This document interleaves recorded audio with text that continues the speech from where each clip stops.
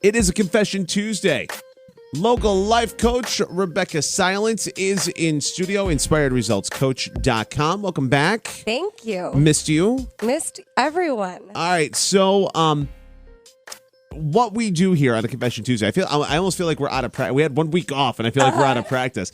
What we do here is you email us, and you tell us what's going on in your world. And we'll break it down, and pretty much we'll cut through all the drama and get to the root of the issue. Yeah. So coaching is solution focused. What we do in coaching is we look at people's patterns that they keep repeating and knock them in a new direction versus just traditional therapy where we're talking about what's not working and talking about what's not working and talking about what's not working. So I work with individuals, I work with couples, families, and I do a lot of corporate training.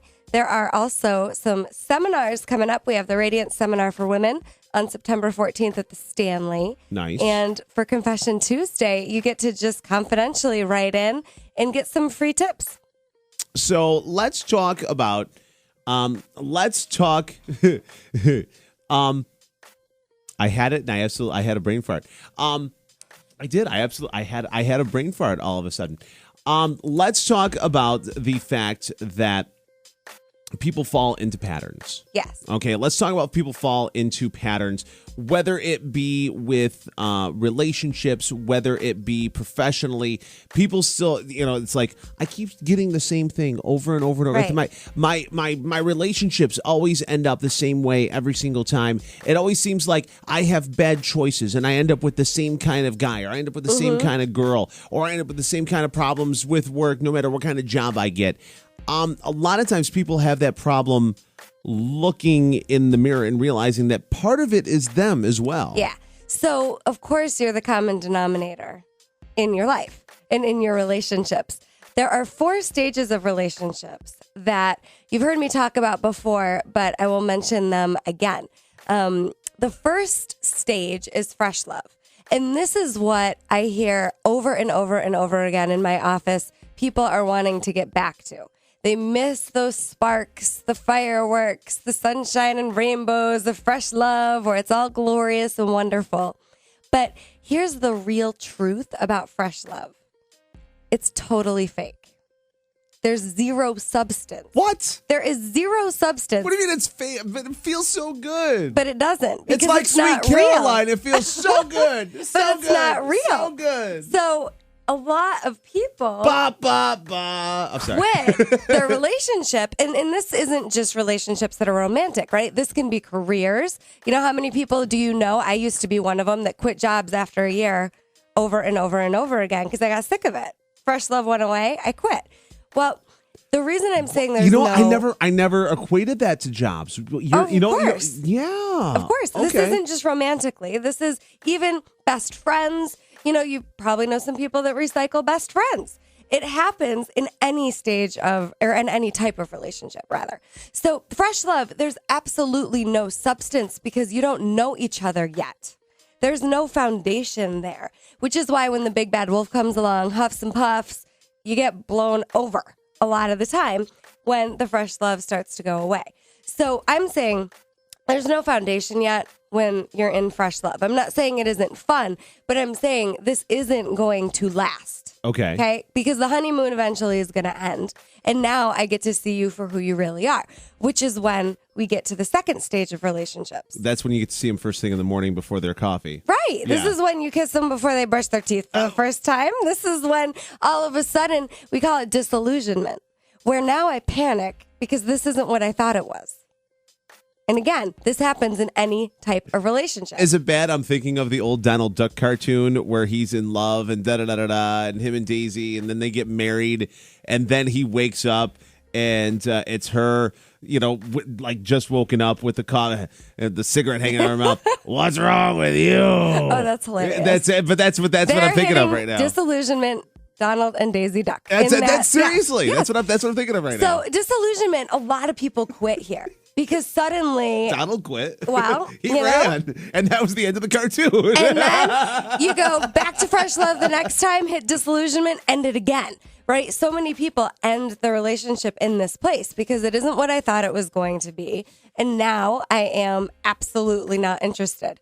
Well, the thing about it is people think disillusionment is like going down. It's worse than fresh love. It isn't. It's actually stronger than fresh love. Now you're seeing the person for who they really are. So it takes some work. In my couples coaching, we actually teach you tools and strategies to get through disillusionment. And if you do get through disillusionment, you go up even higher, which feels like you're going down even lower, but you're going up even higher into the power, conflict, and control stage of a relationship. And this is, again, where if you didn't quit in disillusionment, you're probably quitting in power, conflict, and control. So you know whether or not you usually quit in disillusionment or power, conflict, and control, professionally, romantically, even with your friends. But most of the time, people are quitting in one of those two stages. So power, conflict, and control is where you hit drama. That's where there's the victim, persecutor, rescuer roles that get played out. And this is where, people are turning 5 years old, repeating their childhood patterns in this relationship, and they're feeling trapped in power, conflict, and control. Okay. Right? In power, conflict, and control, I want to be right. I want to win. And I'm, uber defensive in power, conflict, and control. But if you're brave enough to push through disillusionment and power, conflict, and control, you actually have a great deal of substance in your relationship now. You have a pretty rock solid foundation. And it's possible to create processes in your relationships where you can, get through power and conflict and control in a unique way. My husband, he says to me, I'm not looking for trouble. This is one of his little ways that all of a sudden I'll start cracking up and I'm diffused almost instantly. When he looks at me and he smiles and he says, babe, I'm not looking for trouble, I'm probably not going to fight back when he does that, and it works so well. Mental note. Yeah. And Mental then, note. When dealing with Rebecca, just look at her and say, I'm not looking for trouble. Hey, and then I'm going to start cracking up. Seriously. For everyone who knows me, it works really, really well. Yeah. The other thing that works really well for me is when my husband will say, how can I support you? Mm-hmm. And you do this with me. Yep. Gary's one of my very best friends. And there are times where he'll say, how can I support you? Not trying to fix it for me.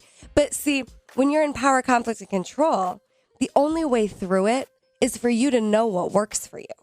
And more often than not, I get new clients coming into my office. They don't know what works for them yet. Most people don't. Who has these conversations, right? So it's going to be different. Apparently we do. Yes, we do. We do, thank God. So that we don't have to continue ending relationships in power, conflict, and control. Because then you just start over and automatically you're going to wind up back where you started. Okay, let me ask you this. When it comes to like power, conflict, and control and getting through the cycle that that we're talking about,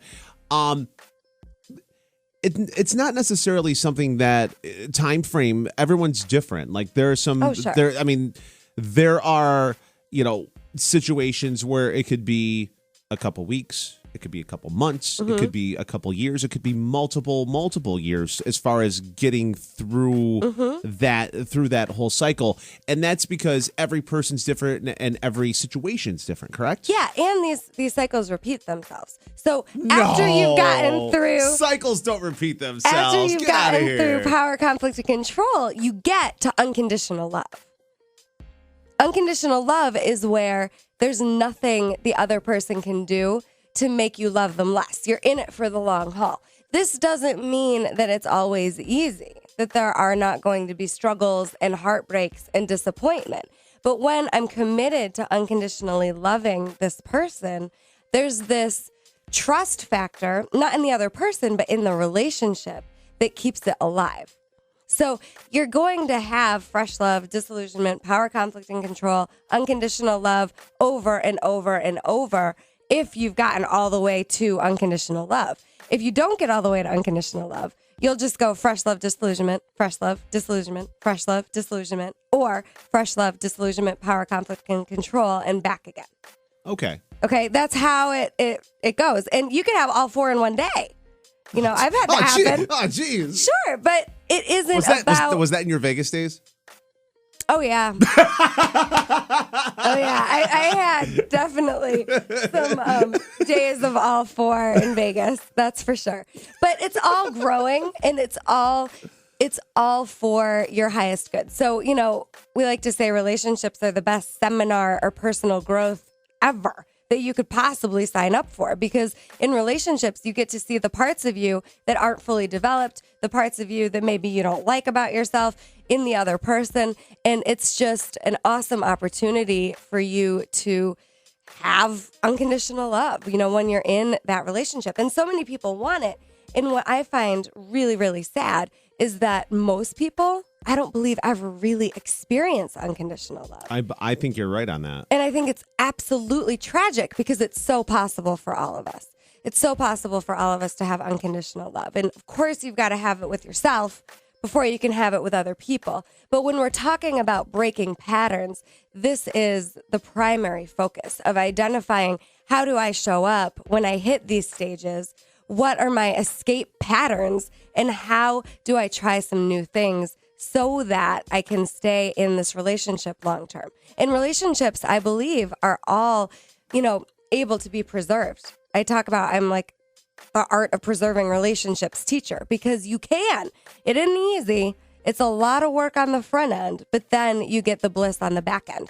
And my husband and I, today is our first anniversary. Yay! Happy anniversary. So we're making it through. We're making it through these stages, and I'm really grateful for that. Local life coach Rebeccah Silence, inspiredresultscoach.com. What do you have a question about? Email bigpapa@cnykiss.com. And the homework Yes. is to just write down the stage of relationship that you usually quit at. Just identify it.